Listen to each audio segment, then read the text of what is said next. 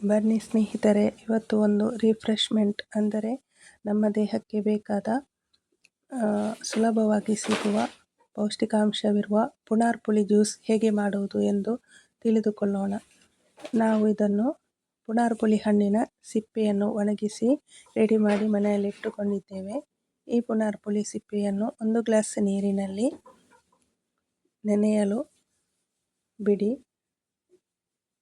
ಅರ್ಧ ಗಂಟೆಯ ನಂತರ ಚೆನ್ನಾಗಿ ಹಿಂಡಿ ಅದರ ರಸ ತೆಗೆದು ಈ ರೀತಿ ಬಣ್ಣ ಬಿಟ್ಟಿರುತ್ತದೆ ಮತ್ತು ಇದನ್ನು ಚೆನ್ನಾಗಿ ಹಿಂಡಿ ನಮಗೆ ಬೇಕಾದಷ್ಟು ರಸವನ್ನು ಅದರಿಂದ ತೆಗೆದುಕೊಂಡು ಒಂದು ಪಾತ್ರೆಗೆ ಬೇಕಾದಷ್ಟು ನೀರನ್ನು ಕೂಡ ಸೇರಿಸಿಕೊಳ್ಳಿ.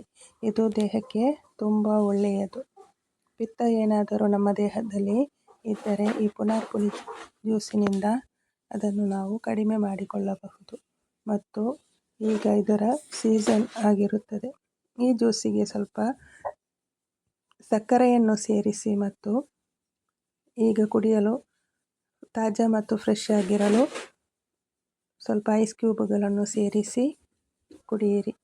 ಇದು ತುಂಬ ಆರೋಗ್ಯಕರವಾದ ಜ್ಯೂಸ್ ಆಗಿದೆ. ಇಂತಹ ಹೆಲ್ದಿ ರೆಸಿಪೀಸ್ಗಾಗಿ ನಮ್ಮ ಚಾನಲನ್ನು ಸಬ್ಸ್ಕ್ರೈಬ್ ಮಾಡಿ ಸಪೋರ್ಟ್ ಮಾಡಿ. Thank you.